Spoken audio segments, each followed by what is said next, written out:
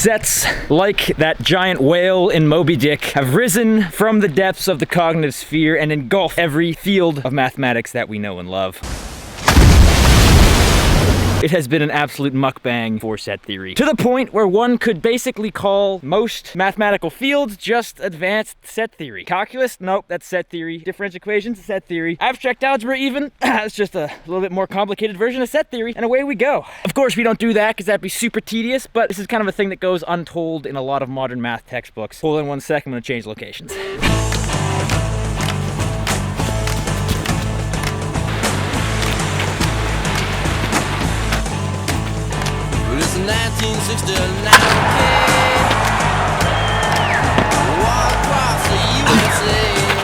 Now, a lesson my grandpa always taught me is you cannot miss if it's a fake ball. Remember that one. I'm Babe Ruth in my own head. Now, the notion of a set seems almost too simple to be able to derive all of mathematics from. Like, it's just a mathematical bag, and then you have some stuff in there, and like, there's just not a lot going on with a set. So how on earth could we derive like these complex fields of mathematics just using sets? And it just kind of turns out that we can. Using sets in the language of sets and a few little pieces of logic in there, like a butterfly out of a cocoon, we can make math. But we're not gonna make all these high-level calculus, differential equations, abstract algebra, all that stuff right now. We're gonna bring it right back down, and we're gonna make the numbers using the language of sets. And this is actually not even the most rigorous way of doing this. There's a more rigorous way where you make 2 basically an empty set within an empty set within an empty set. You make 1 an empty set with an empty set. You make 3 an empty set with an empty set, blah, blah, blah. And you get like 2 is a subset of 3, 3 is a subset of 4, and it's just a bunch of like, just a stupid amount of brackets. We're not gonna do that right now. We're just gonna basically describe the behavior of the numbers in terms of sets. In our language of sets, we're gonna describe the natural numbers and then the rational numbers as well. We're gonna hold off on real numbers because those get even more hairy. But we can do that in terms of sets as well. So let us get to the lab, baby, which is my room.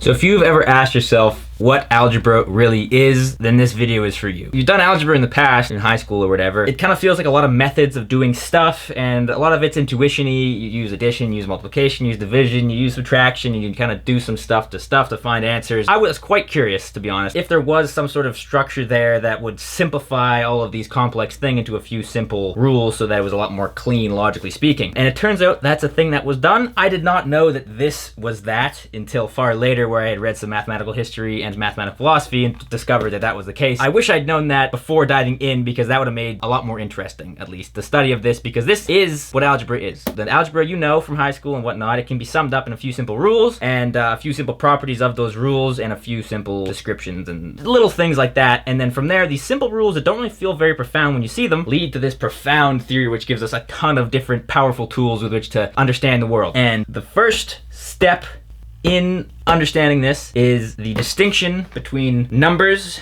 and equations and stuff. And this is highly biased, this is just the way I think about it. Numbers are the gas and equations are the car. The equations, you can do a bunch of weird stuff over here, equations and manipulate insertions of x and all this stuff you can build over here, and these are these complex machines that do stuff. But the x's that get plugged in, that's the gasoline. So the gas is over here, this is your numbers. 1, 2, 3, -1, -2, -1/2, pi, e, etc. These get plugged in to your equations that you build, and they do stuff. Your gasoline and your car, and 2 different kind of things you have to abstract. So first you have to describe what these numbers even are, and then you have to describe how you can build these equations and what you can do once you have these equations, the manipulations you can make on these equations, etc. And so our first step is to say, hold on the gas. The gas is just a liquid. Let's leave that be for now. You know the numbers probably decently enough well that you can just leave it alone for now. We're gonna abstract these later into their more constituent pieces, like the chemical makeup or whatever, but it's not the best analogy, but it works. And then over here is the operations of addition, multiplication, and division and subtraction, consequently. And we're gonna abstract this first. So we're gonna leave this for now. We're gonna abstract this first. Because remember, we are diving into what algebra is. Our main question is, what is algebra? Is there some unifying rules about it? And so we've discovered that we have the gasoline, we have the car, we have the numbers, we have the equations and operations and whatnot. And so we're gonna just decide to abstract these first. We'll abstract these later. Hold on to these for now. We're abstracting addition, multiplication. And in this video, we're doing addition first. And before even that, we develop a tool, like a hammer. I'm gonna keep running with this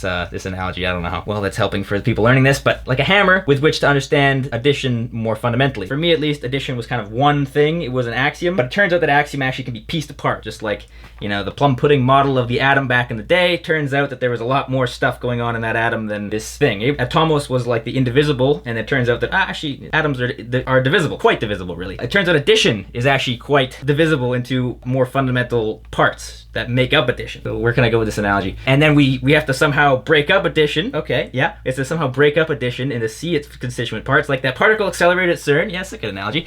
We have to kind of blow it up to see what makes it up, and the way we blow it up is by using binary operations. Binary operations are particle accelerator, let's say that. And a binary operation, all it is fundamentally, and it's one of those also simple concepts, it's like a set. Like from sets you can build up everything, but a set's quite simple, so you get these real complex structures from these simple things. Same thing, binary operations get very hairy. What they are is actually quite simple. A binary operation takes in two things, spits out one thing. So it's a function, you have an x, you have a y going in, and then you spit out a z. There's a more formal way of saying that. Like if you're operating on a set S, it's a function from s squared to s, so the Cartesian product of s with s, and then it spits out an element of s. It just takes in two things, it spits out another thing. That's what a binary operation is. And so we have a binary operation, we have this concept of binary operation, and we're gonna use this as our hammer to deconstruct what addition really is. So we kind of view addition as just this thing that takes in things and spits out other things. So like 2, 3, 5. 3, 4, 7, you get it, etc., etc. We're gonna say that for the next one. This one's going on a little bit long, but yeah. So during the series, keep reminding yourself, we're getting at a based and axiomatic structure of algebra that makes the whole field a lot simpler, and just stick it out, because it will get a little dull a little bit if you're doing it on your own. I'm gonna try to make these interesting, but when you're going through the book, I mean, today I was just doing some stuff with inequalities and stuff, and I was just, oh my god, like, I had to prove like 1 is greater than 0, and I'm like, it wasn't even interesting. I proved it, and even then I was like, oh, okay, that's great. I mean, I knew that, but sick, awesome. But it frankly is good because it gives a firmer basis, so it's just kind of like trudging through the muck, and eventually it'll clear up, and then you can get the more exciting results. But it's just, we're going over the basis again, so then this is basically your preparation in base camp, so then you can summon Everest. So I view it. A lot of work. Okay, take it easy, I love you, Godspeed, and I'll see you in the next one, which is gonna be in the next several days or so. Peace. Well, it's 1969, okay. Walk across the USA. It's another year for me and you. Another year with nothing to do. It's another year for me and you. Another year.